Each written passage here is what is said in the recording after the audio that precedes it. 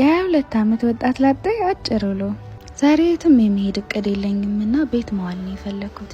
አክቹሊ እኔም ሁሌ ቤት መዋል ሰው ነኝ። ቤት ስራ የሆነ ውሎ ነው ያለኝ እና ሁሌ የማነበው የባይብል ቃል አለ። ቤትሳይዳ የተባለ አንድ የመጥመቂያ ሐይቅ ነበረ እና እዛ መጥመቂያው ላይ ማዕበሉ ሲናወጥ ቀድሞ የገባ ሰው ካለበት ደዌ ሁሉ ይፈወስ ነበረ እና እዛም አይነ ስውሮች፣ አካለ ስንኩሎች ሁሉም ይሄዳሉ ፈውስን ፍለጋ። ለ38 ዓመት የተመላለሰ አንድ ደዌ ያለበት ሰው ነበረ።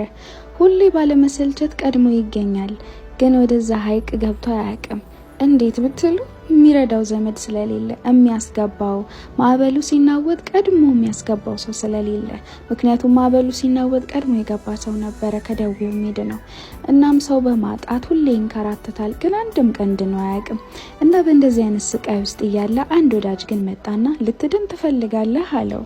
እሱ ግን አዎን ከማለት ይልቅ ችግሩ ነበር ሲያብራራለት የነበረው። ማንም የሚረዳኝ የለም፣ ማዕበሉ ሲናወጥ ሁሉም ይቀድሞኛል፣ እኔን ግን የሚያግዘኝ ወዳጅ ዘመድ የለኝም እያለ ሲያብራራለት ነበረ። ግን ወዳጁም ተነስ፣ እሺ እኔ ላግዝ፣ ወደ ሐይቁ ላስጠጋህና በቃ ትድናለህ፣ አይዞህ አታስብ አላለውም።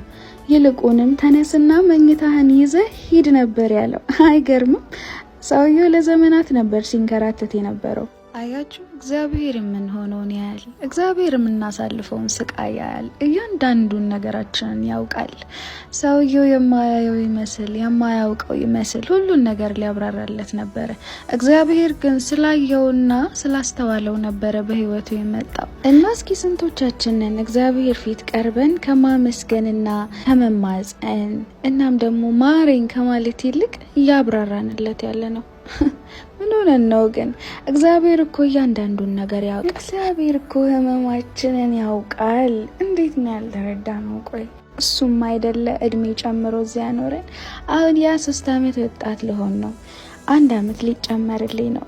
ብቻ ረጀሽ እንዳትሉኝ። ብቻ አሁን ከዚህ በኋላ እግዚአብሔር ጋር ቀርቤ ችግሬን እንዲህ ነው ከዚህ ወጥቼ እንደዚህ ሆንኩኝ እያልኩኝ ማብራራቴን አቁሜያለሁኝ። እግዚአብሔር ሆይ ማረኝ፣ እግዚአብሔር ሆይ ተመስገን፣ እግዚአብሔር ሆይ አድምጠኝ ሆኗል ጸሎቴ። እና ይሄን ነው አንድ እድሜ ሲጨመርልኝ የተማርኩት። እወዳችኋለሁ። ተባረኩ።